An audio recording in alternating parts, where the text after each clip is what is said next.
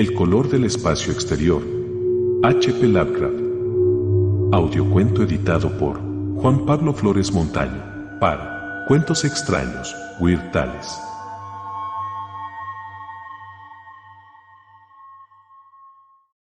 El color del espacio exterior. Al oeste de Arkham, 214, las colinas se alzan agrestes y hay valles con espesos bosques que ningún hacha ha talado jamás. Hay sombrías y oscuras cañadas en las que los árboles se inclinan fantásticamente y por donde discurren estrechos arroyuelos a los que nunca han llegado los destellos de la luz solar. En las laderas más suaves hay alquerías, antiguas y roqueñas, con cátillis desproporcionadamente bajos, cubiertos de musgo, que rumian permanentemente los viejos secretos de Nueva Inglaterra al abrigo de enormes salientes, pero todas ellas están ahora vacías. Las amplias chimeneas se han desmoronado y las paredes cubiertas de ripia se pandean peligrosamente bajo los techos a la holandesa. Los antiguos moradores se han ido y a los forasteros no les gusta vivir allí. Los franco-canadienses lo han intentado, los italianos también, y los polacos se marcharon nada más llegar. Y no es por algo que se pueda ver, oír o tocar, sino por lo que se imaginan. El lugar no sugiere nada bueno y no proporciona sueños apacibles por la noche. Debe ser eso lo que mantiene alejados a los forasteros, pues el viejo Ammi Pierce no les ha contado nunca lo que recuerda de aquellos extraños tiempos. Ammi, que ha estado un poco chiflado desde hace varios años, es el único que permanece allí, o que habla de aquellos extraños tiempos, y se atreve a hacerlo porque su casa está muy próxima al campo abierto y a los caminos concurridos que rodean Arkham. Hace tiempo había un camino en las colinas que, atravesando los valles, conducía directamente hasta donde ahora está el páramo maldito, pero la gente dejó de utilizarlo y se trazó un nuevo camino que daba un amplio rodeo hacia el sur. Todavía pueden encontrarse vestigios del antiguo camino entre la maleza de la selva en que se ha convertido, y algunos persistirán sin duda aun cuando la mitad de la hondonada quede inundada por el nuevo embalse, 215. Entonces se talarán los sombríos bosques y el páramo maldito dormitará muy por debajo de las aguas azules cuya superficie reflejará el cielo y se rizará al sol. Y los secretos de aquellos extraños tiempos se fundirán con los secretos de las profundidades, se fundirán con la tradición oculta del viejo océano y con todo el misterio de la tierra primordial. Cuando examiné a fondo las colinas y valles para levantar los planos del nuevo embalse, me dijeron que aquel lugar era Asiago. Eso me dijeron en Arkham, y como se trata de una ciudad muy antigua llena de leyendas de brujas, pensé que lo de Asiago debía ser algo que las abuelas habían susurrado a los niños a través de los siglos. El nombre de Páramo Maldito me pareció muy extraño y teatral, y me pregunté cómo habría llegado a formar parte del folclore de una gente tan puritana.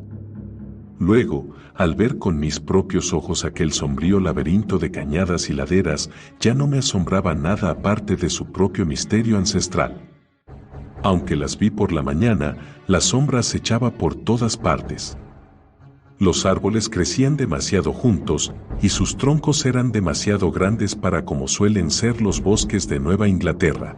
En los oscuros pasillos que se abrían entre ellos había demasiado silencio, y el suelo estaba demasiado blando debido al frío y húmedo musgo y a los esterales acumulados tras infinidad de años de descomposición. En los espacios abiertos, principalmente a todo lo largo del antiguo camino, había pequeñas alquerías en las laderas, unas veces con todas sus edificaciones en pie, otras con solo una o dos, y en ocasiones con solo una chimenea o un sótano completamente relleno de cascotes. Las malas hierbas y las zarzas reinaban por doquier, y furtivas criaturas salvajes susurraban en la maleza. En todo el paraje había un tufo de inquietud y opresión, un amago de irrealidad e incongruencia, como si algún elemento vital de la perspectiva o el claroscuro estuviese mal puesto.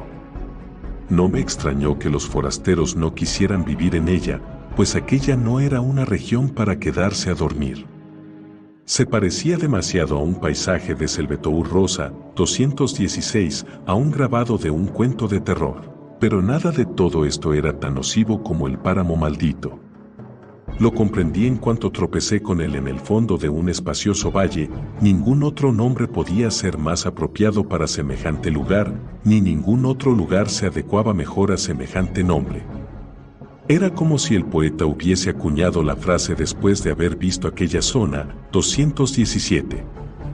Debe ser, pensé al verla, el resultado de un incendio, pero, porque no había crecido nunca nada sobre aquellos 5 acres, algo más de 2 hectáreas, de triste desolación, que se extendían bajo el cielo por los bosques y campos como una gran mancha corroída por el ácido.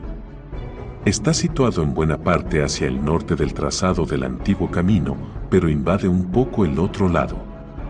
Mientras me acercaba sentí una extraña sensación de desconfianza, y si me decidí finalmente a hacerlo fue solo porque mi ocupación me lo exigía.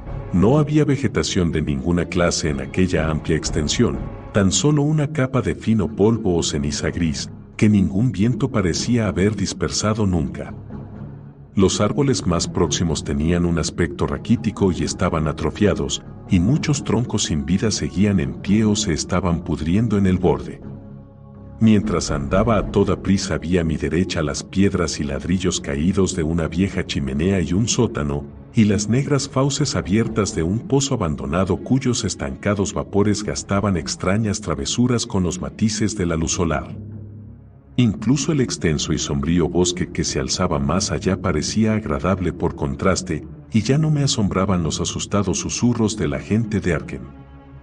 No había en sus inmediaciones ni casas ni ruinas de ninguna clase, incluso en los viejos tiempos, el lugar debió de ser solitario y apartado. Y al anochecer, temiendo pasar de nuevo por aquel ominoso lugar, regresé a la ciudad dando un rodeo por el tortuoso camino del sur. Por la noche pregunté por el páramo maldito a los ancianos de Arkham, y lo que significaba la frase, extraños días, que a tantos había oído murmurar con evasivas. Sin embargo, no pude obtener ninguna respuesta válida, salvo que el misterio era mucho más reciente de lo que yo me había temido. No se trataba ni mucho menos de una vieja leyenda, sino de algo que había ocurrido en vida de los que hablaban conmigo. Sucedió en los años 80, y una familia había desaparecido o fue asesinada. Nadie podía precisar más detalles y, como todos me dijeron que no hiciera caso de las disparatadas historias del viejo Ammi Pierce, a la mañana siguiente fui en su busca, después de enterarme de que vivía solo en un viejo y ruinoso cottage que se alzaba donde los árboles empiezan a espesarse. Era un lugar tremendamente antiguo, y había empezado a resumar ese tenue olor infecto que impregna las casas que han permanecido en pie demasiado tiempo. Tuve que llamar insistentemente para que el anciano se levantara y, cuando salió tímidamente a la puerta arrastrando los pies, pude notar que no se alegraba de verme. No estaba tan débil como yo había esperado, pero los ojos se le cerraban de una forma extraña, y su descuidada vestimenta y su barba blanca le daban un aspecto consumido y deprimente. No sabiendo cómo hacer para que me hablara de sus historias, fingí que se trataba de un asunto de trabajo, le conté que estaba levantando unos planos, y le hice algunas vagas preguntas acerca de la región. Era un hombre más listo y más educado de lo que yo había supuesto y, antes de que me diese cuenta, comprendió todo el asunto tan bien como cualquiera de los hombres con los que había hablado en Arkham. No era como otros palurdos que había conocido en las zonas donde iban a construirse embalses.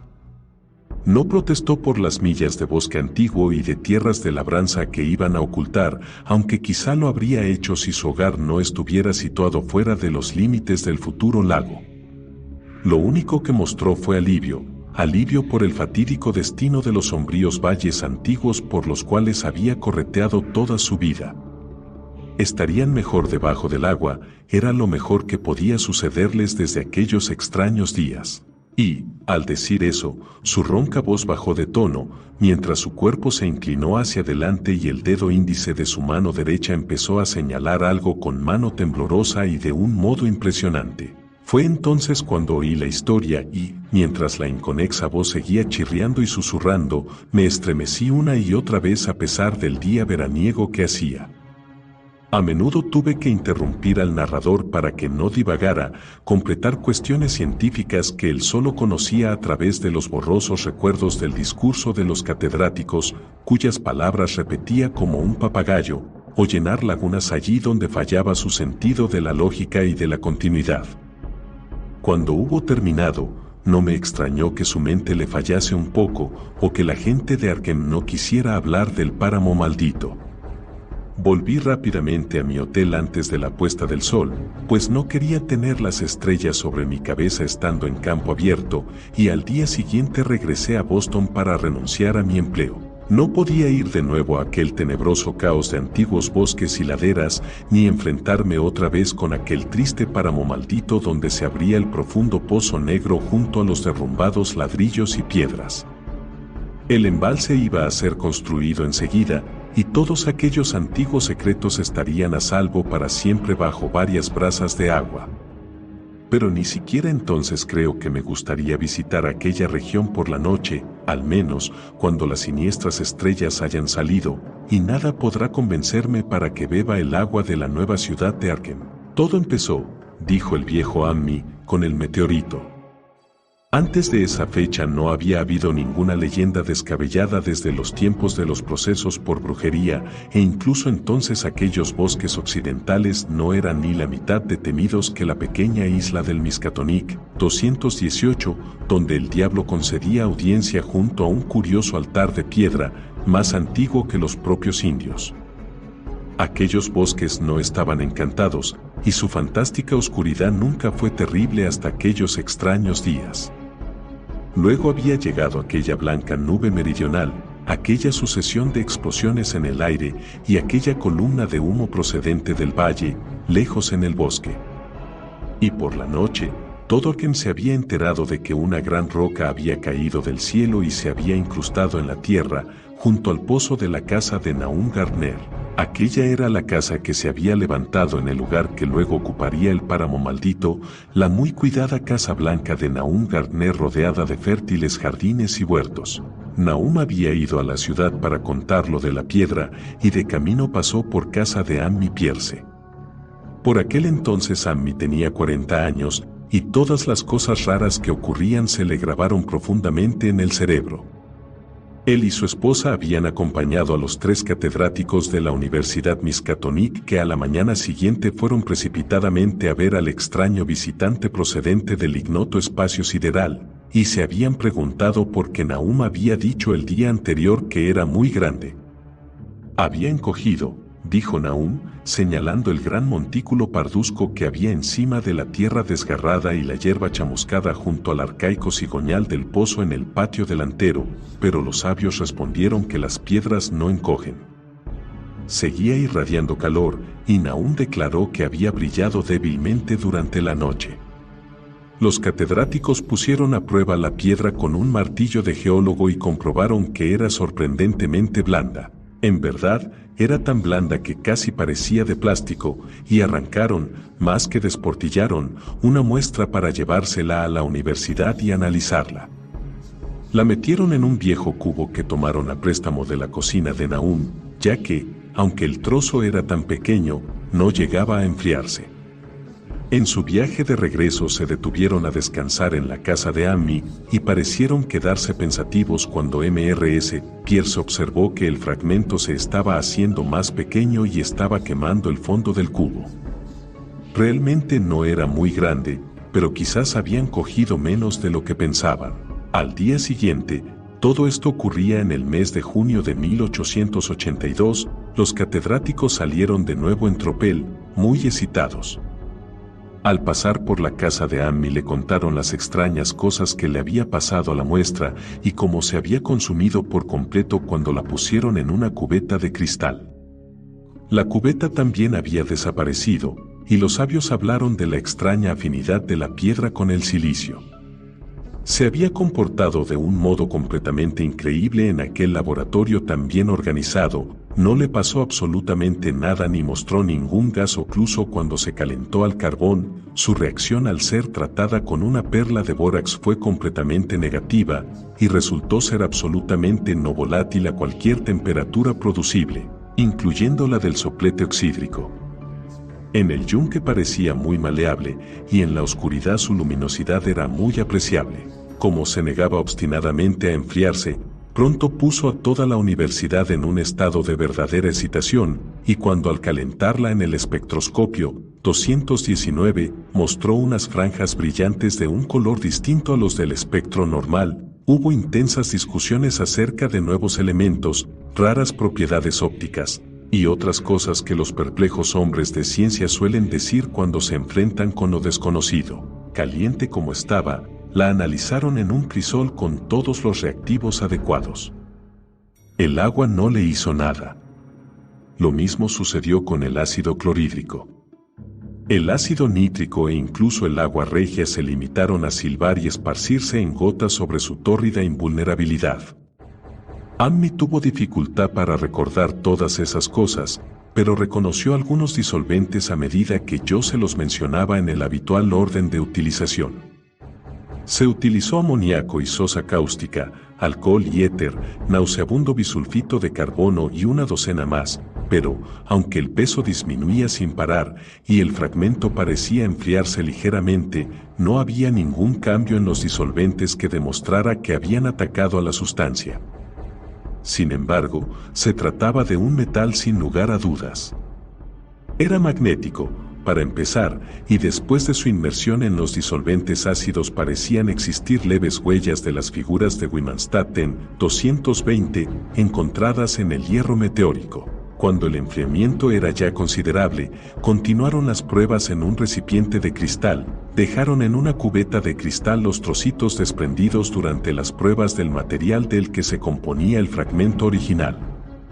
A la mañana siguiente, los trocitos y la cubeta habían desaparecido sin dejar rastro, y únicamente una mancha chamuscada en el estante de madera señalaba el lugar donde habían estado. Eso fue lo que los catedráticos le contaron a Ammi cuando se detuvieron a la puerta de su casa, y una vez más fue con ellos a ver el pétreo mensajero de las estrellas, aunque en esta ocasión su esposa no le acompañó. Esta vez la piedra había encogido sin duda alguna, y ni siquiera los catedráticos más sensatos pudieron dudar de lo que veían. Alrededor de la menguante masa parduzca situada junto al pozo había un espacio vacío, excepto donde la tierra se había hundido, y mientras el día anterior tenía un diámetro de más de 7 pies, ahora apenas llegaría a 5. Todavía estaba caliente, y los sabios examinaron su superficie con curiosidad mientras separaban otro fragmento más grande con la ayuda de un martillo y un cincel. Esta vez ahondaron más y, al arrancar un trozo más pequeño, vieron que el núcleo central no era completamente homogéneo. Habían descubierto lo que parecía ser la cara exterior de un voluminoso glóbulo incrustado en la sustancia. El color, parecido al de algunas de las franjas del extraño espectro del meteoro, era casi imposible de describir, y solo por analogía se atrevieron a llamarlo color 221. Su textura era lustrosa y, al golpearlo ligeramente, parecía augurar que era quebradizo y hueco. Uno de los catedráticos le dio un golpe seco con un martillo y estalló con un vigoroso y leve chasquido. No desprendió nada y con la punción el glóbulo desapareció sin dejar rastro. Si bien quedó un espacio esférico vacío de unas 3 pulgadas de diámetro, y todos pensaron que probablemente descubrirían otros glóbulos a medida que la sustancia encerrada se consumiera. La conjetura no tenía fundamento, de modo que, después de un vano intento de encontrar más glóbulos mediante perforación, los investigadores se marcharon de nuevo con su nueva muestra, que sin embargo resultó ser en el laboratorio tan desconcertante como su predecesora. Aparte de ser casi plástica, de tener calor, magnetismo y ligera luminosidad, de enfriarse ligeramente al ser sumergida en potentes ácidos, de poseer un espectro desconocido, de desvanecerse en el aire y de atacar a los compuestos de silicio con mutua destrucción como resultado, no presentaba ninguna otra característica que la identificara, y al término de las pruebas, los científicos de la universidad se vieron obligados a reconocer que no podían clasificarla. No procedía de este planeta, sino que era una muestra del gran espacio exterior y, como tal, estaba dotada de propiedades exteriores y obedecía a leyes exteriores. Aquella noche hubo una tormenta y, cuando los catedráticos acudieron a casa de Nahum al día siguiente, se encontraron con una amarga decepción. La piedra, que era magnética, debía tener alguna peculiar propiedad eléctrica, ya que había atraído al rayo, como dijo Nahum, con una singular persistencia. 6 veces en el espacio de 1 hora, el granjero vio caer los rayos en el patio delantero y al cesar la tormenta no quedaba más que un hoyo desigual junto al arcaico cigoñal del pozo, que estaba medio obstruido por la tierra procedente del socavón. Excavar no dio ningún resultado, y los científicos comprobaron la total desaparición del meteorito. Fue un completo fracaso, de modo que no se podía hacer otra cosa que regresar al laboratorio y analizar de nuevo el evanescente fragmento que habían encerrado cuidadosamente en una caja de plomo. Aquel fragmento duró 1 semana, al cabo de la cual no se había averiguado nada valioso. Cuando desapareció, no quedó el menor residuo, y con el tiempo los catedráticos no estaban muy seguros de haber visto realmente y no en sueños aquel enigmático vestigio de los insondables abismos exteriores, aquel único, misterioso mensaje de otros universos y otros reinos de materia, energía y entidad. Como era comprensible, los periódicos de Arkham dieron mucha importancia al incidente y enviaron periodistas a entrevistar a Nahum Gardner y a su familia. Al menos un diario de Boston envió también un reportero, y Nahum se convirtió rápidamente en una especie de celebridad local. Era un hombre delgado y afable, de unos 50 años, que vivía con su esposa y sus 3 hijos en una agradable granja del valle. Él y Amy se hacían frecuentes visitas, lo mismo que sus esposas, y Amy solo tenía frases de elogio para él después de todos aquellos años. Parecía estar un tanto orgulloso de la atención que su casa había despertado, y en las semanas que siguieron habló con frecuencia del meteorito. Aquel año, julio y agosto fueron meses calurosos, y Nahum trabajó de firme para recoger el heno de los 10 acres de pastos que tenía en Chapman's Brook, 222, su traqueteante carreta dejó profundos surcos en los sombríos caminos que los recorrían. Las faenas agrícolas le cansaron más que otros años y le pareció que los años empezaban a afectarle. Luego llegó la época de la cosecha y recolección de fruta. Las peras y manzanas maduraban despacio, y Nahum juraba que sus huertos habían prosperado más que nunca. La fruta crecía hasta alcanzar un tamaño espectacular y un brillo desacostumbrado, y era tal la abundancia que tuvo que encargar más barriles para ocuparse de la futura cosecha.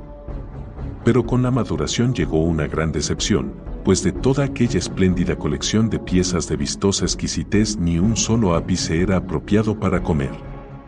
Un amargor nauseabundo se había introducido furtivamente en el excelente sabor de peras y manzanas, de modo que hasta el menor bocado producía una repugnancia duradera.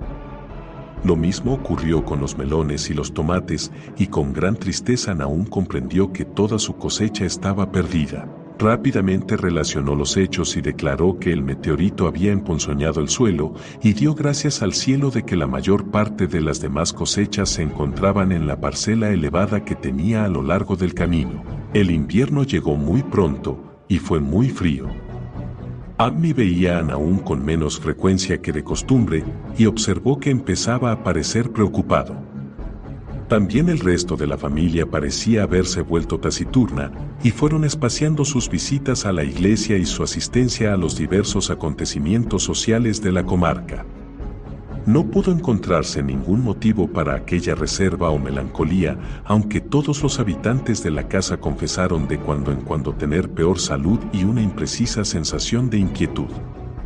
El propio Nahum proporcionó una declaración más categórica que la de cualquier otro miembro de su familia al afirmar que le preocupaban ciertas huellas de pasos en la nieve. Se trataba de las habituales huellas invernales de las ardillas rojas, de los conejos blancos y de los zorros, pero el caviloso granjero aseguraba haber visto algo no del todo correcto en la naturaleza y disposición de aquellas huellas. No precisó más, pero parecía creer que no eran tan características de la anatomía y las costumbres de ardillas, conejos y zorros como debieran ser. Amy no hizo mucho caso de lo que decía hasta una noche en que pasó por delante de la casa de Nahum en su trineo, cuando regresaba de Clark's Corners. Había luna, y un conejo cruzó corriendo el camino, y los saltos de aquel conejo eran más largos de lo que a Amy y a su caballo les hubiera gustado. La verdad es que este último casi se había desbocado de no habérselo impedido las riendas empuñadas con mano firme. A partir de entonces, Amy prestó mayor consideración a las historias que contaban aún, y se preguntó por qué los perros de Gardner parecían tan acobardados y temblorosos por las mañanas. Pareció incluso que habían perdido el ánimo para ladrar. En febrero, los chicos de McGregor, de Meadow Hill, salieron a cazar marmotas, y no lejos de las tierras de Gardner atraparon un ejemplar muy especial. Las proporciones de su cuerpo parecían ligeramente alteradas de un modo muy raro, imposible de describir, en tanto que su cara tenía una expresión que hasta entonces nadie había visto en una marmota. Los chicos se asustaron realmente y soltaron inmediatamente la pieza, de modo que a la gente de los alrededores solo le llegó la grotesca historia que ellos contaron. Pero el respingo de los caballos cerca de la casa de Nahum había acabado por convertirse en un hecho reconocido, sentando las bases para que rápidamente empezara a tomar cuerpo una leyenda, susurrada en voz baja. La gente juraba que la nieve se fundía más rápidamente en los alrededores de la casa de Nahum que en cualquier otro sitio, y a principios de marzo se produjo una impresionante discusión en el almacén de Potter, en Clark's Corners. Stephen Reese se había pasado aquella mañana por las tierras de Gardner, y se había dado cuenta de que, junto a los bosques que había al otro lado de la carretera, brotaba del cieno dragón fétido, 223. Nunca hasta entonces se habían visto especímenes de aquel tamaño, y tenían colores tan extraños que era imposible describir con palabras. Sus formas eran monstruosas, y el caballo había resoplado ante un olor tan inaudito que paralizó a Stephen. Aquella misma tarde, varias personas pasaron por allí para ver aquel crecimiento anormal, y todas estuvieron de acuerdo en que plantas de aquella clase no deberían brotar en un mundo saludable. Se habló con franqueza de la mala fruta del otoño anterior, y corrió de boca en boca que las tierras de Nahum estaban emponzoñadas. Por supuesto, se trataba del meteorito, y recordando lo extraño que les había parecido a los hombres de la universidad, varios granjeros hablaron del asunto con ellos. Un día hicieron una visita a Nahum, pero como no estaban inclinados a dar crédito a las historias descabelladas y al folclore, se mostraron muy prudentes en sus conclusiones. Las plantas eran raras, desde luego, pero el dragón fétido es más o menos raro en cuanto a forma, olor y color. Quizás algún elemento mineral de la piedra había penetrado en el suelo, pero no tardaría en ser arrastrado. Y en cuanto a las huellas en la nieve y a los caballos asustados, se trataba por supuesto de simples habladurías campesinas que fenómenos como el aerolito con toda seguridad habían puesto en marcha. Ningún hombre serio podía tener en cuenta tales cotilleos absurdos, pues los campesinos supersticiosos dicen y se creen cualquier cosa. De modo que durante aquellos extraños días los catedráticos se mantuvieron desdeñosamente al margen. Solo uno de ellos, encargado año y medio más tarde de analizar 2 redomas de polvo en el curso de una investigación de la policía, recordó que el extraño color de aquel dragón fétido era muy parecido al de una de las anómalas franjas de luz que reveló el fragmento del meteoro en el espectroscopio de la universidad, y al del quebradizo glóbulo que encontraron incrustado en la piedra del abismo. En el análisis, las muestras dejaron al principio las mismas extrañas franjas, aunque más tarde perdieron dicha característica. Los árboles florecieron prematuramente cerca de la casa de Nahum, y por la noche se mecían al viento ominosamente. El segundo hijo de Nahum, Sadies, un muchacho de 15 años, juraba que también se bamboleaban cuando no hacía viento, pero ni siquiera los chismosos dieron crédito a eso. No obstante, era indudable que había algo raro en el ambiente. Toda la familia Gardner adquirió la costumbre de escuchar a hurtadillas, aunque no esperaban oír ningún sonido que pudieran identificar deliberadamente. A decir verdad, la escucha era más bien resultado de momentos en los que la conciencia parecía haberse desvanecido. Desgraciadamente, esos momentos fueron en aumento a medida que pasaban las semanas, hasta que se hizo de dominio público que algo le pasaba a la familia Nahum. Cuando salió la primera saxífraga, 224, tenía también un color muy extraño, no exactamente igual al del dragón fétido, pero claramente relacionado e igualmente desconocido para cualquiera que lo viera. Nahum cogió algunos capullos y se los llevó a Arkham para enseñarlos al director de la Gazette, pero aquel dignatario se limitó a escribir un artículo humorístico acerca del tema, en el que ridiculizaba amablemente los sombríos temores de los campesinos. Nahum cometió un error al contarle a un ciudadano tan terco el comportamiento de las grandes, demasiado crecidas, mariposas antíope 225 en relación con aquellas saxífragas. Abril trajo una especie de locura a las gentes de la comarca y empezaron a dejar de utilizar el camino que pasaba por delante de la casa de Nahum hasta abandonarlo definitivamente. Era por la vegetación. Todos los árboles del huerto florecieron con extraños colores, y por el suelo de piedra del corral y en los pastos adyacentes crecía una extraña vegetación que solamente un botánico podía relacionar con la flora propia de la región. En ningún sitio podía verse un color normal y saludable, excepto en la hierba verde y el follaje, por todas partes aquellas febriles y prismáticas variantes de una tonalidad enfermiza y primaria sin cabida entre los matices conocidos en la tierra.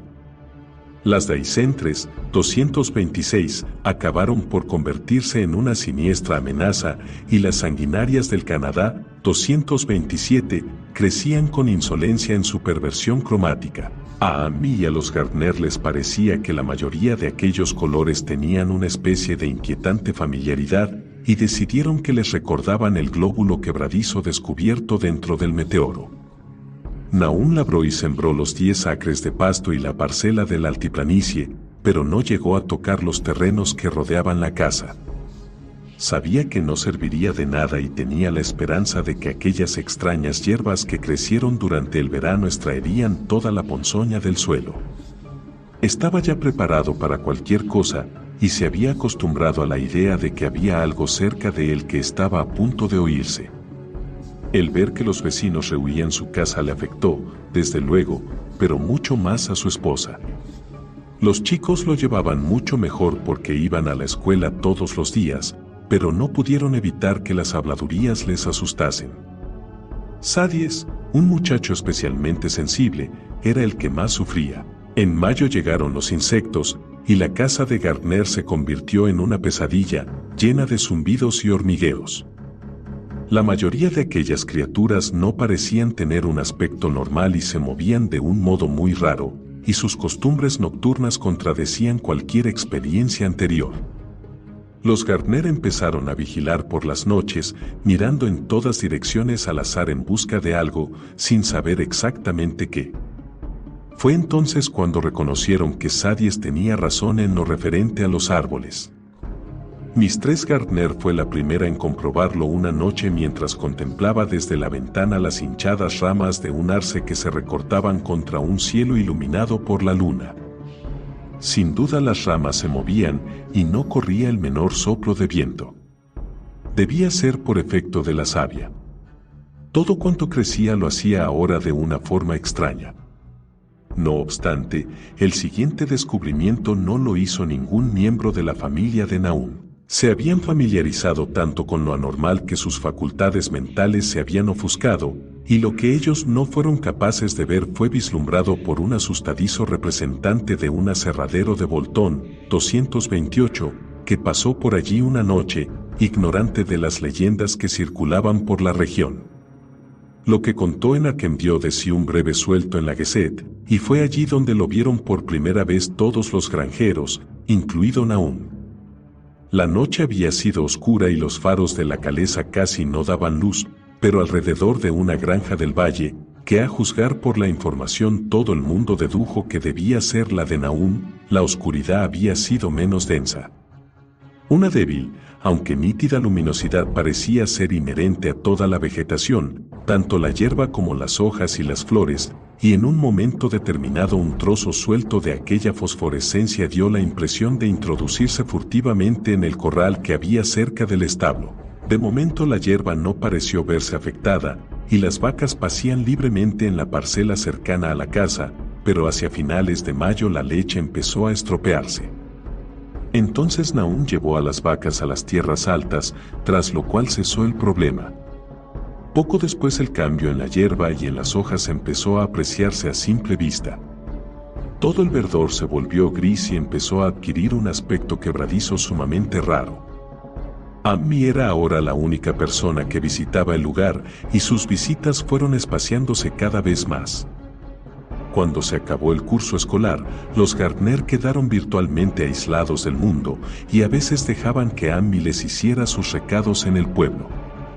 Curiosamente su salud tanto física como mental seguía decayendo y nadie se sorprendió cuando empezó a circular clandestinamente la noticia de que Mrs. Gardner se había vuelto loca. Eso ocurrió en junio, más o menos cuando se cumplía el aniversario de la caída del meteoro, y la pobre mujer gritaba que veía cosas en el aire que no podía describir. En su desvarío no pronunciaba ningún sustantivo concreto, sino únicamente verbos y pronombres.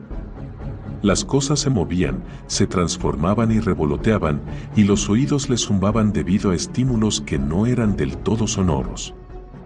Algo se llevaban, algo la estaba consumiendo, algo se estaba aferrando a ella que no debería estar allí, alguien tenía que alejarla de aquello, nada permanecía quieto por las noches, las paredes y las ventanas se desplazaban. Nahum no la envió al manicomio del condado, sino que dejó que vagara por la casa mientras fuera inofensiva para sí misma y para los demás. Ni siquiera hizo nada cuando le cambió la expresión.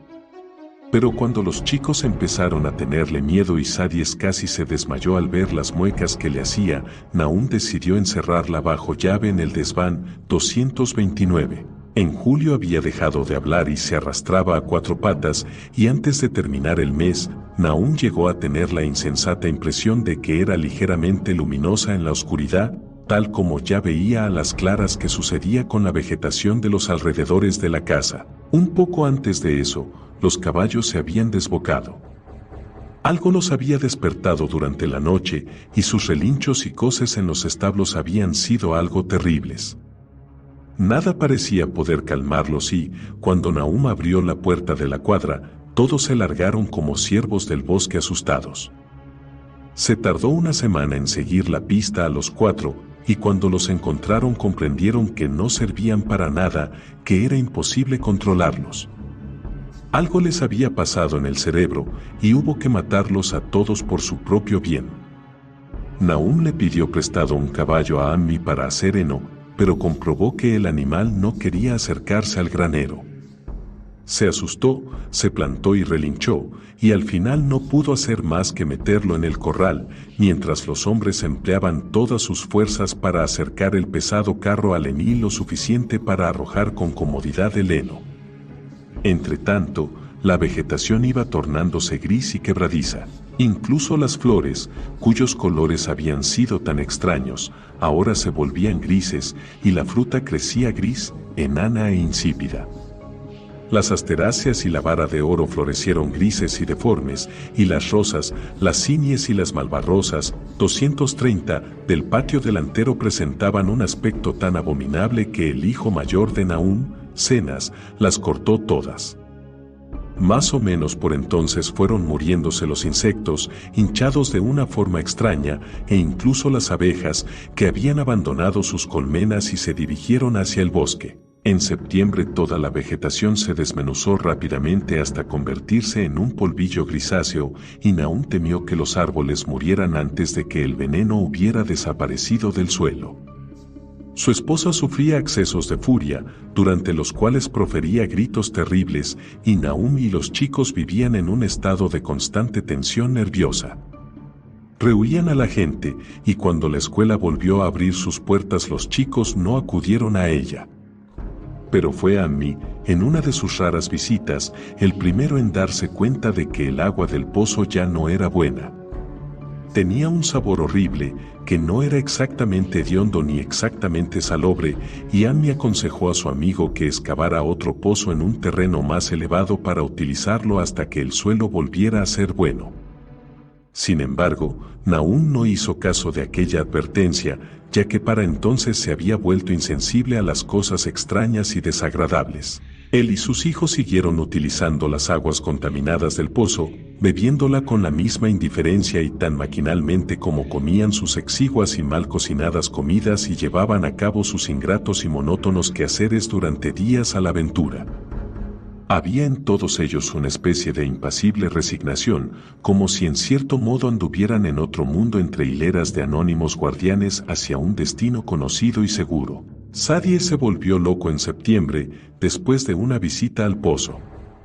Había ido con un cubo y regresó con las manos vacías, gritando y agitando los brazos, recurriendo a veces a una especie de risita ahogada o murmurando algo acerca de los colores que se movían allá abajo. Dos locos en una misma familia era bastante grave, pero Nahum lo afrontó muy bien. Permitió que el muchacho corriera por todas partes durante una semana, hasta que empezó a dar traspiés y a lastimarse, y entonces lo encerró en el desván, frente a la habitación que ocupaba su madre. El modo en que se gritaban el uno al otro tras sus puertas cerradas con llave era algo atroz, especialmente para el pequeño Merwin, que imaginaba que hablaban en algún terrible lenguaje que no era de este mundo. Merwin se estaba volviendo tremendamente imaginativo, y su desasosiego empeoró desde que encerraron al hermano que había sido su mejor compañero de juegos. Casi al mismo tiempo empezó la mortalidad entre el ganado. Las aves de corral adquirieron un color grisáceo y murieron muy rápido, comprobándose al cortarla que su carne estaba seca y olía mal. Los cerdos engordaron desmesuradamente y luego empezaron a experimentar repugnantes cambios que nadie podía explicar. Su carne era inservible, por supuesto, y Nahum no sabía qué hacer. Ningún veterinario rural quiso acercarse a su casa, y el de Arkham quedó francamente desconcertado. Los puercos empezaron a volverse grises y quebradizos, y antes de morir la carne se les caía a pedazos. Aquello resultaba tanto más inexplicable por cuanto aquellos animales nunca habían pastado en la vegetación contaminada. Luego le sucedió algo a las vacas. Ciertas partes, o a veces el cuerpo entero, se ajaban o contraían extrañamente y eran corrientes los atroces colapsos o desintegraciones. En las últimas fases, cuya consecuencia era siempre la muerte del animal, adquirían un color grisáceo y se volvían quebradizas, como les había sucedido a los cerdos. No podía tratarse de veneno, ya que todos los casos ocurrieron en un establo cerrado con llave en el que no se produjo la menor alteración. Ninguna mordedura de animales al acecho podía haber inoculado el virus, pues, ¿qué bestia terrestre podría traspasar unos obstáculos tan sólidos? Solo podía ser una enfermedad natural, aunque nadie era capaz de adivinar qué clase de enfermedad podría producir tales resultados. Cuando llegó la época de la siega no quedaba ningún animal vivo en la casa, ya que el ganado y las aves de corral habían muerto y los perros habían huido. Los perros, 3 en total, habían desaparecido una noche y nunca volvió a saberse de ellos. Los 5 gatos se habían marchado un poco antes, pero su desaparición apenas fue notada, pues en la casa ya no parecía que hubiera ratones y únicamente Mrs. Gardner mimaba a los gráciles felinos. El 19 de octubre, Nahum entró haciendo heces en casa de Amy con espantosas noticias. La muerte había sorprendido al pobre Sadies en su habitación del desván, y de un modo imposible de describir. Nahum había excavado una tumba en la parcela vallada que había detrás de la granja y allí había metido lo que encontró en la habitación. Nada podía haber entrado desde fuera, ya que la pequeña ventana enrejada y la cerradura de la puerta estaban intactas, pero era muy parecido a lo que había ocurrido en el establo. Amy y su esposa consolaron al afligido granjero lo mejor que pudieron, pero sintieron un escalofrío al hacerlo. El terror más absoluto parecía rondar alrededor de los Gardner y de todo cuanto tocaban, y la sola presencia de uno de ellos en la casa era como un torbellino procedente de regiones innominadas e innominables. Amy acompañó a Nahum a su hogar a regañadientes e hizo lo que pudo para calmar los histéricos sollozos del pequeño Merwin. Cenas no necesitaba que lo calmasen. Últimamente no hacía más que mirar a las musarañas y cumplir lo que su padre le ordenaba, y Ammi pensó que su destino era muy compasivo. De vez en cuando los gritos de Merwin eran contestados débilmente desde el desván y, en respuesta a una mirada inquisitiva, Nahum dijo que su esposa estaba muy débil. Cuando se acercaba la noche, Ammi se las arregló para marcharse, pues ni siquiera la amistad podía hacerle permanecer en aquel lugar cuando la vegetación empezara a brillar débilmente y los árboles se pusieran a balancear aunque no soplase el viento. Era una verdadera suerte para Ammi no ser una persona más imaginativa. Tal como estaban las cosas, apenas podía concentrarse, pero de haber sido capaz de reflexionar sobre todos aquellos portentos que le rodeaban y de relacionarlos entre sí, forzosamente se habría vuelto loco. Al ponerse el sol regresó apresuradamente a su casa, sintiendo resonar en sus oídos de una forma horrible los gritos de la loca y del irritable niño. 3 días más tarde Nahum entró dando tumbos en la cocina de Ammi muy temprano, y en ausencia de su anfitrión se puso a balbucear de nuevo una terrible historia, mientras Mrs. Pierce le escuchaba sobrecogida de miedo. Esta vez se trataba del pequeño Merwin. Había desaparecido. Había salido de casa por la noche con un farol y un cubo para traer agua y no había regresado. Hacía varios días que había perdido el dominio de sí mismo y apenas se daba cuenta de lo que hacía. Chillaba por cualquier cosa. Aquella noche se oyó un grito desesperado en el patio, pero antes de que el padre pudiera llegar a la puerta, el muchacho había desaparecido. No se veía ni rastro de él, ni el farol que se había llevado brillaba en ninguna parte. En aquel momento, Nahum creyó que el farol y el cubo habían desaparecido también, pero al clarear el día y, tras regresar de su penosa búsqueda de toda la noche por campos y bosques, había descubierto unas cosas muy raras cerca del pozo. Se trataba de un amasijo de hierro aplastado y al parecer un poco fundido, que sin duda alguna había sido el farol, y a su lado una asa doblada y unos aros retorcidos de hierro, ambas cosas semifundidas, que parecían corresponder a los restos del cubo. Eso fue todo. Nahum se imaginó lo peor. Mrs. Pierce estaba perpleja y, cuando Ammi llegó a casa y oyó la historia, no sabía qué decir. Merwin había desaparecido, y no tendría sentido decírselo a la gente que vivía en los alrededores, que ya rehuía a todos los Gardner. Tampoco serviría de nada contárselo a los ciudadanos de Arkham, que se reían de todo. Sad había desaparecido, y ahora Merwin había hecho otro tanto. Algo se acercaba poco a poco sigilosamente, a la espera de ser visto, oído y palpado. Nahum no tardaría en desaparecer, y quería que Ammi cuidase de su esposa y decenas, si es que le sobrevivían. Aquello debía ser una especie de castigo divino, aunque Nahum no podía adivinar por qué, pues, que él supiera, siempre había seguido rectamente los caminos del Señor. 231. Durante más de 2 semanas, Ammi no volvió a ver a Nahum, y entonces, preocupado por lo que pudiera haber sucedido, venció sus temores y fue a visitar la casa de los Gardner. No salía humo de la gran chimenea y por un momento el visitante temió lo peor. El aspecto de toda la granja era espantoso, la hierba estaba grisácea y marchita y había hojas por el suelo, las enredaderas se caían a pedazos desde sus arcaicas paredes y gabletes, y los grandes árboles pelados desgarraban el cielo gris de noviembre con una malevolencia premeditada, que Ammi no pudo por menos de pensar que procedía de algún sutil cambio en la inclinación de las ramas. Pero Nahum estaba vivo, después de todo. Se encontraba muy débil y estaba tendido en un sofá en la cocina de techo bajo, pero plenamente consciente y capaz de dar órdenes sencillas a Cenas. Hacía un frío de muerte en la habitación, y como Ammi tiritaba visiblemente, Nahum le gritó a Cenas con voz ronca que trajera más leña. En efecto, la leña era muy necesaria, ya que el cavernoso hogar estaba apagado y vacío, y en él revoloteaba una nube de hollín impulsada por el viento helado que bajaba por el tiro de la chimenea. Enseguida, Nahum le preguntó si la leña adicional que había traído su hijo le hacía sentirse más cómodo, y entonces Ammi comprendió lo que había sucedido. El cordón más resistente se había roto por fin, y la mente del desventurado granjero ya no podía soportar más pesares. Preguntando discretamente, Ammi no logró aclarar la desaparición de Cenas. En el pozo, vive en el pozo, fue lo único que dijo el obcecado padre. Luego el súbito recuerdo de la esposa loca cruzó como un rayo la mente del visitante y cambió de tema. ¿Navi?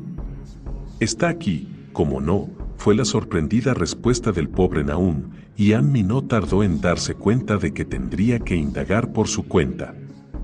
Dejando en el sofá al inofensivo y balbuceante granjero, cogió las llaves que colgaban de un clavo junto a la puerta y subió las crujientes escaleras que conducían al desván. Allí arriba el aire estaba cargado y olía mal, y no se oía el menor ruido en ninguna dirección. De las 4 puertas a la vista, solo una estaba cerrada, y en ella probó Ammi varias llaves del manojo que había cogido.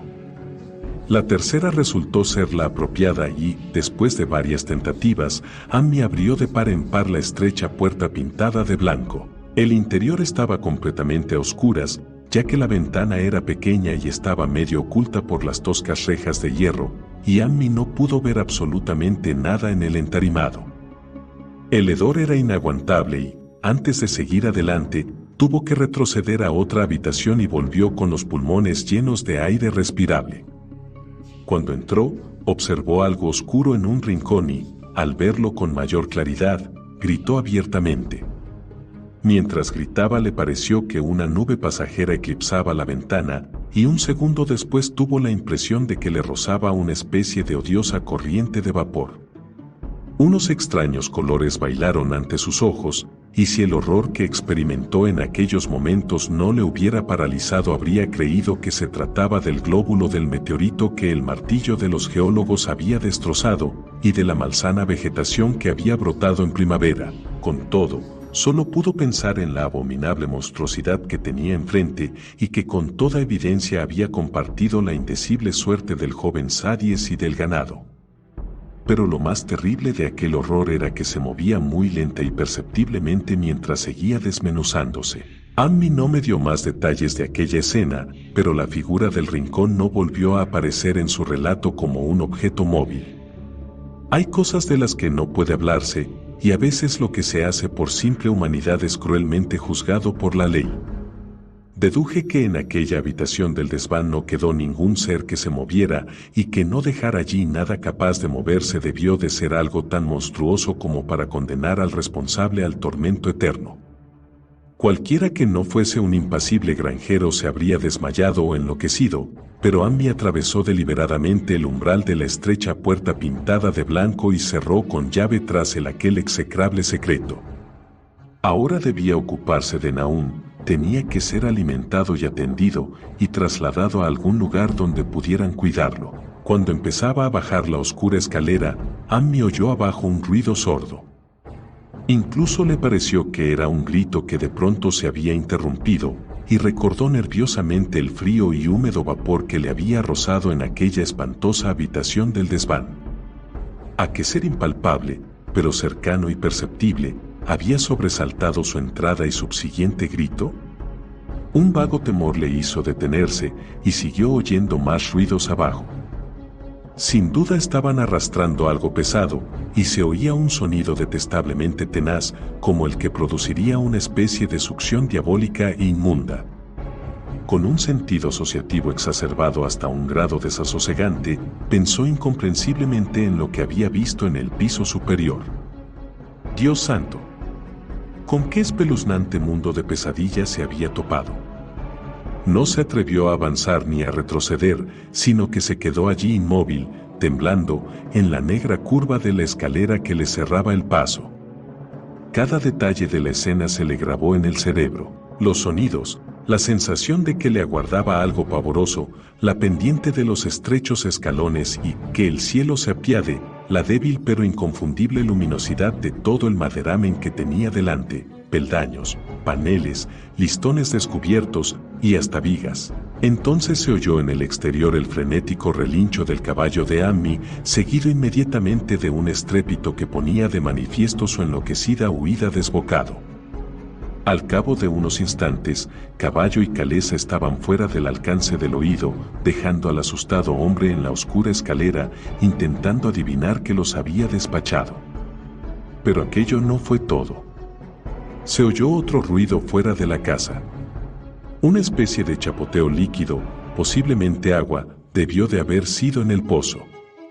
Ammi había dejado a Hiro desatado cerca de allí, y una rueda de la calesa debió de rozar la albardilla, golpeando en una piedra que caería al pozo. Y aquella pálida fosforescencia seguía brillando en aquel maderamen detestablemente antiguo. Dios mío, ¡qué vejestorio de casa!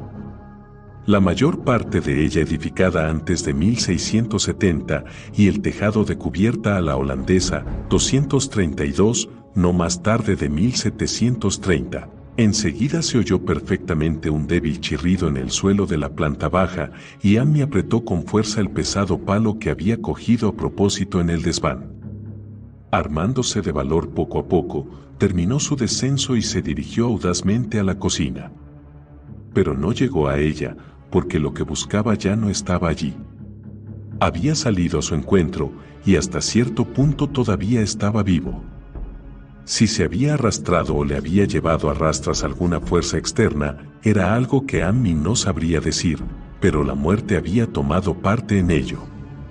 Todo había ocurrido durante la última media hora, pero el desplome, el color ceniciento y la desintegración estaban bastante avanzados. Se había desmoronado con una facilidad espantosa y su cuerpo se había descamado en fragmentos secos. Ammi no pudo tocarlo, limitándose a contemplar horrorizado aquella deforme caricatura de lo que había sido un rostro. ¿Qué ocurrió, Nahum? ¿Qué ocurrió? Susurró, y los agrietados y tumefactos labios apenas pudieron chasquear una última respuesta. Nada, nada, el color, quema, frío y húmedo, pero quema, vive en el pozo, lo he visto, una especie de humo, igual que las flores de la primavera pasada, el pozo brilla por la noche. Sad, y Mernie, y Cenas, todas las cosas vivas, le chupa la vida a todo, en aquella piedra, tuvo que llegar en aquella piedra, maldijo a todo el lugar, no sé lo que pretende, esa cosa redonda que la gente de la universidad sacó de la piedra, la rompieron, era aquel mismo color, el mismo, como las flores y las plantas, tiene que haber más, semillas, semillas, crecieron. Lo vi por vez primera esta semana, tuvo que darle fuerte a Cenas, era un chico grande, lleno de vida, te abate la mente y luego se apodera de ella, te abraza, en el agua del pozo, tenías razón, agua nociva. Cenas nunca volvió del pozo, no pudo escapar, te atrae, te das cuenta de que algo viene hacia ti, pero es inútil, lo he visto una y otra vez desde que se llevó a Cenas. Ammi, ¿dónde está Navi? Mi cabeza no está bien, no sé cuánto tiempo hace que no la he alimentado, la conseguirá si no tenemos cuidado, el mismo color, su rostro tiene a veces ese color por las noches, y quema y chupa, viene de algún lugar donde las cosas no son como aquí, uno de los catedráticos lo dijo, tenía razón, cuidado, Ammi, lo volverá a hacer de una forma u otra, chupa la vida, pero eso fue todo. El que había hablado no pudo seguir haciéndolo porque se derrumbó por completo. Ammi cubrió lo que quedó de él con un mantel a cuadros rojos, salió dando tumbos por la puerta trasera y se internó en los campos.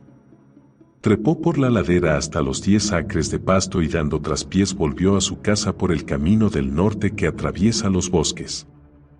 Fue incapaz de pasar por delante del pozo del que había huido su caballo.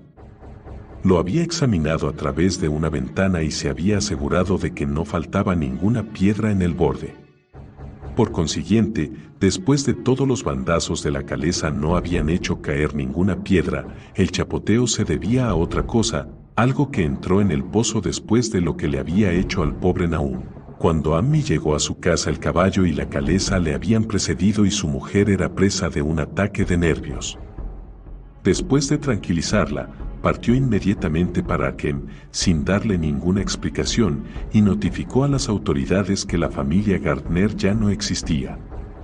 No entró en detalles, se limitó a comunicar las muertes de Nahum y de Navi, La de Saries ya era conocida y dijo que la causa de tales muertes parecía ser la misma extraña dolencia que había acabado con el ganado. También declaró que Merwin y Zenas habían desaparecido. En la comisaría de policía le interrogaron bastante y al final Ammi se vio obligado a acompañar a 3 agentes a la granja de Gardner junto con el juez de instrucción, el médico forense y el veterinario que había atendido a los animales enfermos. Fue con ellos de mal grado, ya que la tarde estaba muy avanzada y temía que la noche se les echara encima en aquel lugar maldito, aunque era un alivio saber que le acompañaba tanta gente. Los 6 hombres montaron en un carro, 233, siguiendo a la caleza de Ammi, y llegaron a la granja apestada alrededor de las 4. A pesar de que los policías estaban acostumbrados a contemplar espectáculos espantosos, nadie permaneció indiferente ante lo que encontraron en el desván y debajo del mantel a cuadros rojos en la planta baja. El aspecto de la granja con su desolación gris era ya bastante terrible, pero aquellas 2 cosas desmenuzadas sobrepasaban todos los límites. Nadie pudo quedarse mirándolos mucho tiempo, e incluso el médico forense admitió que allí había muy poco que reconocer. Podían analizarse unas muestras, desde luego, de modo que él mismo se ocupó de obtenerlas, y es obvio que tuvo unas repercusiones muy curiosas en el laboratorio de la universidad, a donde se llevaron finalmente los 2 frascos de polvo. En el espectroscopio ambas muestras emitieron un espectro desconocido, en el que muchas de sus desconcertantes franjas eran exactamente iguales a las que había producido el extraño meteoro al ser examinado el año anterior. La propiedad de emitir aquel espectro desapareció al cabo de un mes, y a partir de entonces el polvo consistía principalmente en fosfatos y carbonatos alcalinos. Ammi no les habría hablado del pozo a aquellos hombres de haber sabido que pensaban hacer algo inmediatamente. Se aproximaba el ocaso y él estaba deseando alejarse de allí. Pero no pudo evitar lanzar miradas nerviosas al brocal de piedra y al enorme cigüeñal y, cuando uno de los policías le interrogó, confesó que aún temía que hubiese algo allá abajo, tanto es así que ni siquiera se le ocurrió buscar a Merwin o Zenas en su interior. Después de aquello no tuvieron más remedio que vaciar el pozo y sondearlo inmediatamente, de modo que Ammi tuvo que esperar, temblando, mientras izaban un cubo tras otro de agua maloliente y los rociaban sobre el empapado suelo de alrededor. El olor de aquel fluido repugnaba tanto a los hombres que al final tuvieron que taparse las narices para protegerse de la hediondez que estaban dejando al descubierto. El trabajo no les llevó tanto tiempo como habían temido, ya que el nivel del agua era increíblemente bajo. No hace falta entrar en detalles acerca de lo que encontraron. Merwin y Zenas estaban ambos allí, en parte, aunque prácticamente no quedaba de ellos más que el esqueleto. Había también un ciervo pequeño y un perro grande en parecido estado, y varios huesos de animales más pequeños. El cieno y el limo del fondo parecían inexplicablemente porosos y burbujeantes, y un hombre que bajó, sujeto por las manos y provisto de una larga pértiga, comprobó que podía hincar la vara de madera en el fango a la profundidad que quisiera sin encontrar ningún obstáculo sólido. Acababa de ponerse el sol y trajeron faroles de la casa. Entonces, cuando comprendieron que no podían sacar nada más del pozo, fueron todos a la casa y conferenciaron en la antigua sala de estar mientras la intermitente luz de una media luna espectral iluminaba tenuemente la gris desolación del exterior.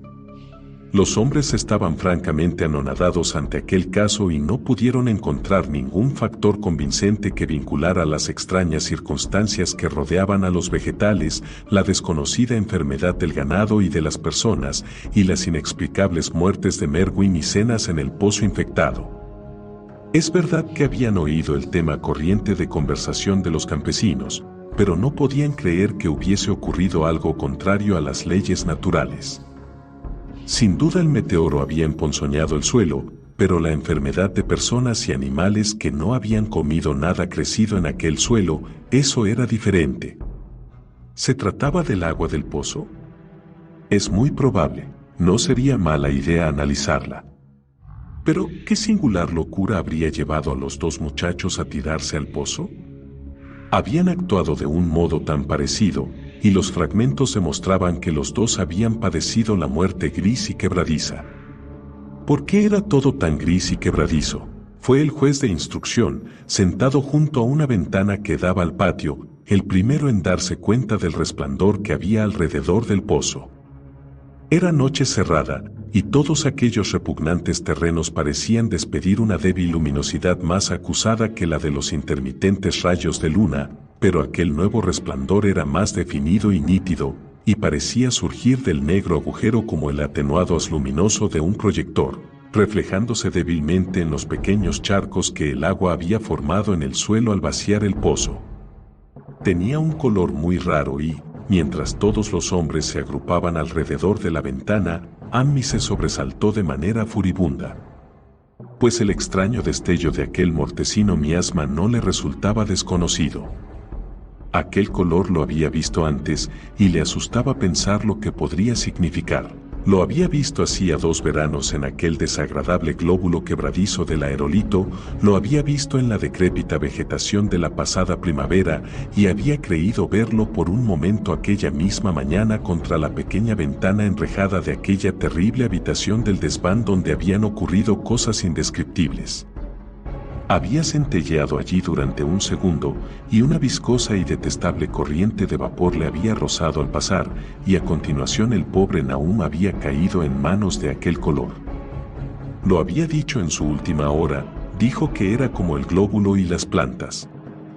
A continuación se había producido el desbocamiento del caballo en el patio y el chapoteo en el pozo, y ahora aquel pozo arrojaba en plena noche un pálido e insidioso destello del mismo color diabólico.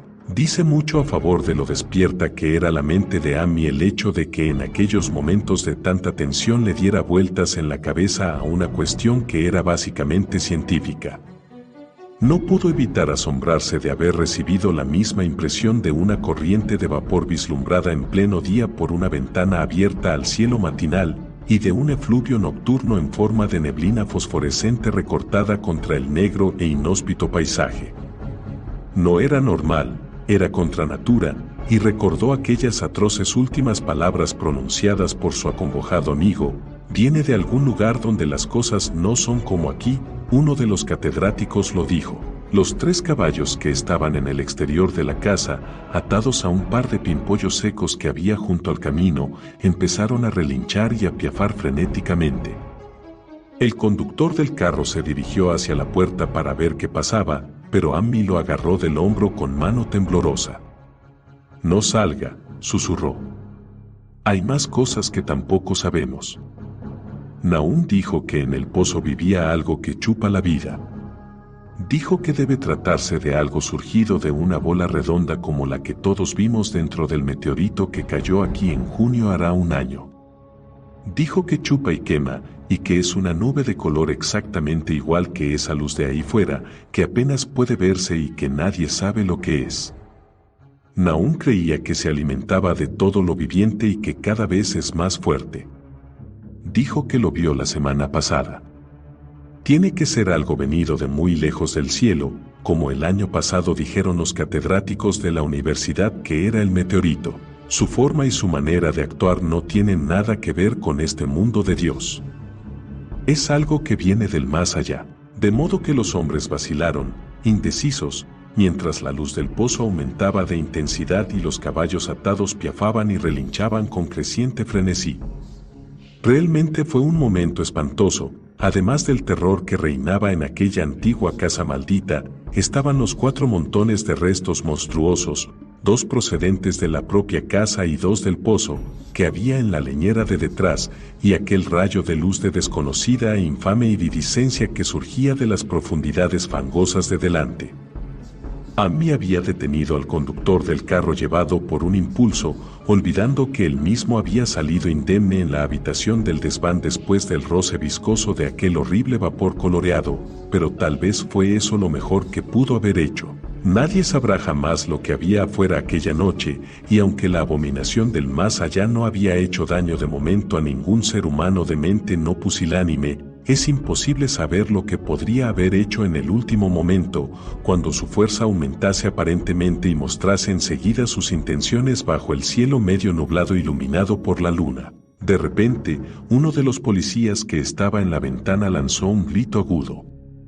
Los demás le miraron, y a continuación siguieron rápidamente la dirección hacia la que había levantado la vista y de repente la había detenido distraídamente. No hacían falta palabras.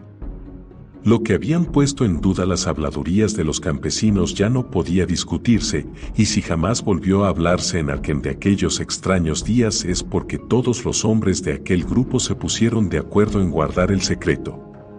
Es preciso dejar sentado que a aquella hora de la noche no soplaba nada de viento. Poco después se levantó un poco, pero en aquel momento no corría absolutamente ninguno. Ni siquiera las puntas secas del tardío Jaramago, 234, grises y marchitas, ni los flecos del techo del carro estacionado se movían. Y, sin embargo, en medio de aquella tensa y atroz calma, las ramas desnudas de las copas de los árboles del patio estaban moviéndose, temblaban morbosa y espasmódicamente, desgarrando con convulsiva y epiléptica furia las nubes bañadas por la luz de la luna, arañando con impotencia el nocivo aire, como si la sacudiera algún extraño e incorpóreo eslabón de horrores subterráneos que se retorciesen y forcejeasen bajo las negras raíces. Durante varios segundos los hombres contuvieron la respiración. Luego, una nube todavía más oscura que las demás pasó por delante de la luna, y la silueta de las crispadas ramas se desvaneció momentáneamente. A todo eso se oyó un grito generalizado, amortiguado por el temor, pero ronco y casi idéntico en todas las gargantas. Pues el horror no se había desvanecido con la silueta, y en un espantoso instante de oscuridad más espesa los observadores vieron retorcerse en lo más alto de aquella copa 1.000.000 de diminutos puntos que emitían un tenue e impío resplandor, coronando cada rama como el fuego de San Telmo, 235. O las lenguas de fuego que descendieron sobre las cabezas de los apóstoles el día de Pentecostés, 236. Era una monstruosa constelación de luces artificiales, como un saciado enjambre de luciérnagas necrófagas bailando una zarabanda de 1000 demonios sobre una ciénaga maldita, y su color era el mismo que el de aquella indescriptible intrusión que Amy había llegado a reconocer y a temer. Entretanto, la fosforescencia del pozo cada vez brillaba más, proporcionando a los hombres allí agrupados una sensación de sino y anormalidad que superaba con creces cualquier imagen que sus mentes conscientes pudieran concebir. Ya no brillaba, salía a raudales, y mientras aquel informe chorro de irreconocible color abandonaba el pozo, parecía desembocar directamente en el cielo. El veterinario se estremeció y se dirigió a la puerta principal para echar la pesada tranca adicional. Amy temblaba también y tuvo que esforzarse y señalar con el dedo, por falta de control en la voz, cuando quiso llamar la atención de los demás sobre la creciente luminosidad de los árboles.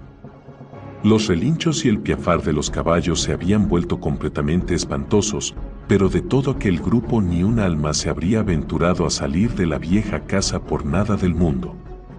El brillo de los árboles aumentaba por momentos, mientras sus agitadas ramas parecían estirarse cada vez más hacia la verticalidad.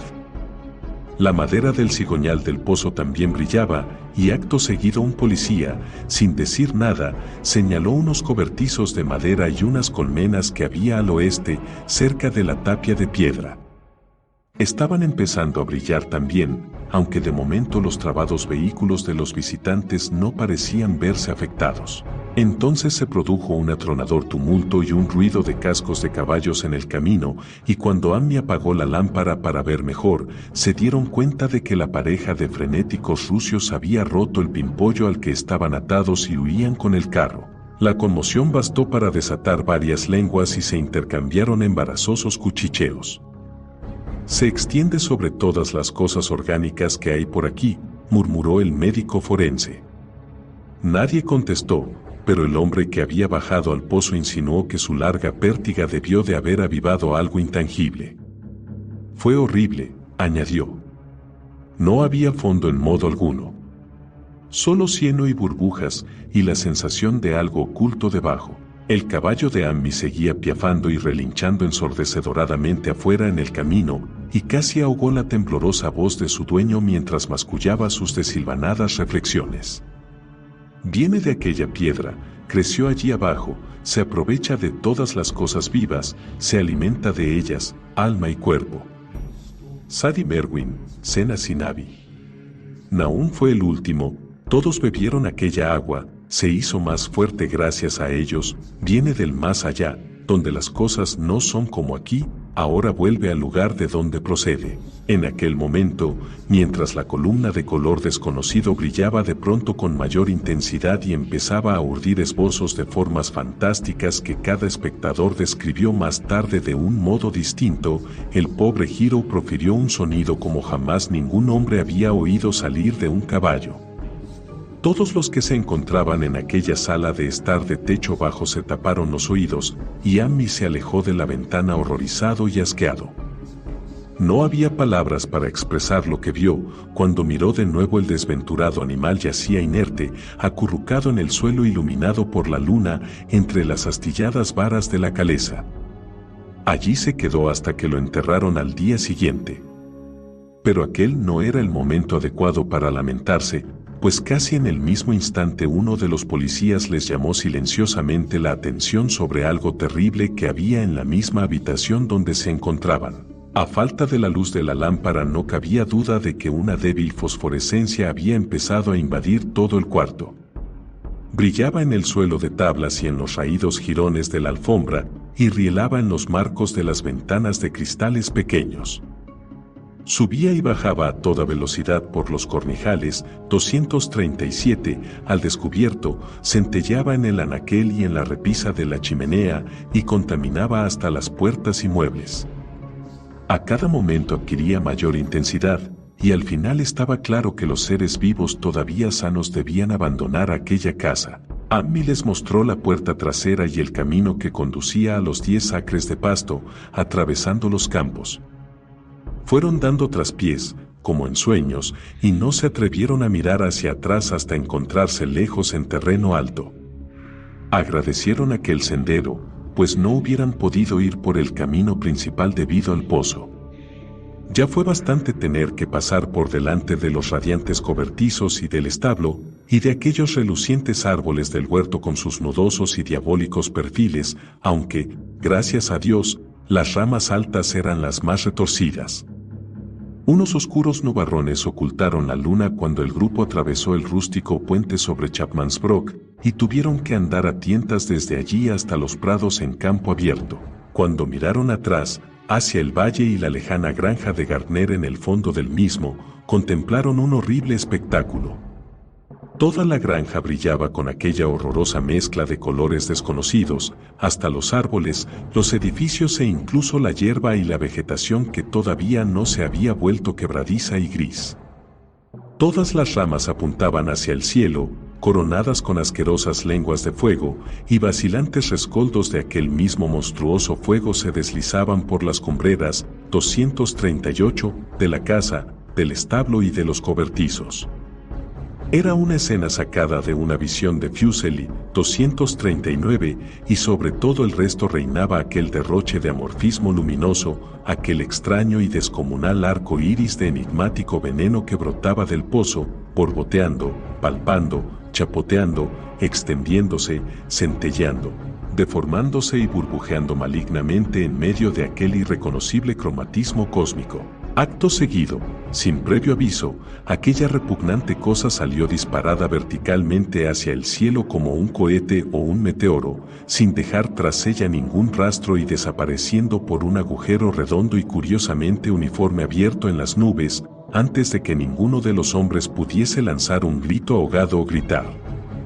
Ningún observador podrá olvidar nunca aquel espectáculo, y Ammi se quedó mirando sin comprender nada a las estrellas de la constelación del Cisne, entre las que Deneb, 240, centelleaba por encima de las demás, mientras el desconocido color se confundía en la distancia con la Vía Láctea. Pero un momento después su mirada fue atraída velozmente hacia la tierra por la crepitación que se produjo en el valle. Fue solo eso, un aserrado y una crepitación de maderas, no una explosión, como juraron muchos otros integrantes del grupo. Pero el resultado fue el mismo, ya que en un caleidoscópico y febril instante brotó de aquella condenada y maldita granja un reluciente cataclismo eruptivo de monstruosas chispas y sustancias que enturbió la vista de los pocos que lo vieron, y envió hacia el cenit un bombardeante chaparrón de fragmentos tan fantásticos y de tales colores que nuestro universo no tiene más remedio que repudiar. A través de aquellos vapores que rápidamente volvieron a cerrarse, siguieron a aquella gran morbosidad que acababa de desaparecer, y al cabo de un segundo ellos también habían desaparecido.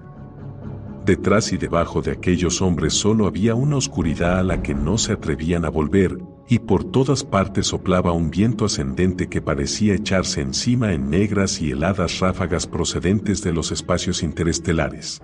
Bramaba y rugía, y azotaba los campos y los distorsionados bosques en un furioso arrebato cósmico, hasta que el tembloroso grupo pronto se dio cuenta de que sería inútil esperar a que la luna mostrara lo que había quedado de la granja de Nahum. Demasiado atemorizados incluso para aventurar alguna teoría, aquellos 7 hombres regresaron temblorosos a Arkham por el camino del norte, caminando con dificultad. Ammi se encontraba peor que sus compañeros y le suplicó que le acompañasen hasta la cocina de su casa en vez de dirigirse directamente a la ciudad. No quería cruzar solo y cuando hubiera anochecido los bosques azotados por el viento para llegar a su casa por el camino principal. Pues él había sufrido una conmoción adicional de la que los demás se habían librado, y estaba siempre abatido a causa de un inquietante temor que durante muchos años no se atrevió a mencionar. Mientras el resto de los que observaban desde aquella borrascosa colina habían vuelto sus imperturbables rostros hacia el camino, Ammi había mirado un momento hacia atrás para contemplar el sombrío valle de desolación en el que últimamente se había refugiado su malhadado amigo, y desde aquel remoto lugar asolado había visto algo que se alzaba débilmente para hundirse de nuevo en el sitio desde el que había salido disparado hacia el cielo aquel gran horror informe. Era solo un color, pero no era ningún color de nuestra tierra ni de los cielos. Y como Ammi reconocía aquel color, y sabía que sus últimos y débiles restos debían estar todavía ocultos en el pozo, desde entonces no ha vuelto a estar completamente cuerdo. Ammi no volvió a acercarse a aquel lugar.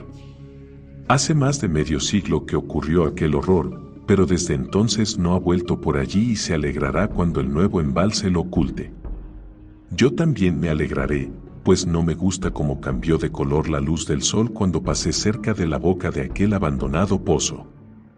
Espero que el agua tenga siempre mucha profundidad, pero aunque así sea nunca beberé de ella. No creo que vuelva a visitar la región de Arkham de ahora en adelante. 3 de los hombres que habían estado con Ammi volvieron a la mañana siguiente para ver las ruinas a la luz del día, pero no había ninguna ruina. Únicamente los ladrillos de la chimenea, las piedras del sótano, algunos residuos minerales y metálicos aquí y allá, y el borde de aquel nefando pozo. A excepción del caballo muerto de Ammi, que remolcaron y enterraron aquella misma mañana, y de la caleza, que enseguida devolvieron a su dueño, todas las cosas que habían tenido alguna vez vida habían desaparecido. Solo quedaban 5 espeluznantes acres de polvoriento desierto gris, en los que no ha crecido nada desde entonces. Hasta el día de hoy se extiende a cielo abierto como una gran mancha corroída por el ácido en medio de los bosques y campos, y los pocos que se han atrevido a echarle una ojeada a pesar de las habladurías de los campesinos lo llaman el páramo maldito. Las habladurías de los campesinos son muy curiosas. Y podrían ser todavía más curiosas si los hombres de la ciudad y los químicos de la universidad estuvieran lo suficientemente interesados como para analizar el agua de aquel pozo abandonado, o el polvo gris que ningún viento parece poder dispersar. Los botánicos deberían estudiar también la atrofiada flora que crece en los confines de aquel lugar, ya que podrían aclarar la teoría que circula por aquel territorio de que la plaga se está extendiendo, poco a poco, tal vez 1 pulgada al año. La gente dice que en primavera el color de la vegetación que crece en aquellos alrededores no es el apropiado y que cuando llega el invierno los animales salvajes dejan extrañas huellas en la ligera capa de nieve que la cubre. La nieve no parece tan espesa en el páramo maldito como en otras partes. Los caballos, los pocos que quedan en esta época motorizada, se vuelven asustadizos en el silencioso valle, y los cazadores no pueden fiarse de sus perros en las inmediaciones de la mancha de polvo grisáceo. Dicen también que su influencia en las mentes de aquellas gentes ha sido muy nociva. Varias personas perdieron la razón en los años siguientes a la captura de Nahum y siempre les faltó fuerza de voluntad para irse. Los más decididos abandonaron la zona y solo los extranjeros intentaron establecerse en aquellas viejas granjas derrumbadas. Pero no pudieron quedarse, y uno a veces se pregunta qué percepción fuera de nuestro alcance les ha proporcionado su absurdo e increíble surtido de magia susurrada. Se quejan de padecer horribles pesadillas por las noches en aquella atroz comarca, y sin duda la mera contemplación de aquel tenebroso dominio basta para excitar las más morbosas fantasías. Ningún viajero ha podido evitar una sensación de extrañeza en aquellas profundas quebradas, y los artistas se estremecen al pintar espesos bosques cuyo misterio es tanto espiritual como visual. Yo mismo siento curiosidad por la sensación que me produjo mi único paseo solitario por aquellos parajes antes de que Ammi me contara su historia. Cuando anocheció deseé vagamente que se formaran algunas nubes, pues un extraño temor a los profundos espacios celestes me invadió el ánimo. No me pidan mi opinión. No sé, esto es todo. Ammi era la única persona a quien se podía preguntar, pues la gente de Arkham no quiere hablar de aquellos extraños días, y los 3 catedráticos que vieron el aerolito y su glóbulo coloreado están muertos. Había otros glóbulos, no les quepa la menor duda. Uno de ellos debió alimentarse a sí mismo y escapó, y seguramente había otro que llegó demasiado tarde. Sin duda todavía está en el fondo del pozo, creo que le pasaba algo a la luz del sol que vi reflejarse en aquel borde infecto. Los campesinos dicen que la plaga se desliza 1 pulgada al año, de modo que tal vez siga creciendo o alimentándose de alguna manera, incluso ahora. Pero, cualquiera que sea el demonio incubado que hay allí, debe estar trabado a algo, de lo contrario se extendería rápidamente. Está sujeto a las raíces de aquellos árboles que dan zarpazos al aire. Una de las historias que circulan por Arkham habla de unos robles gruesos que resplandecen y se mueven de noche cuando no deberían hacerlo. Lo que es, solo Dios lo sabe.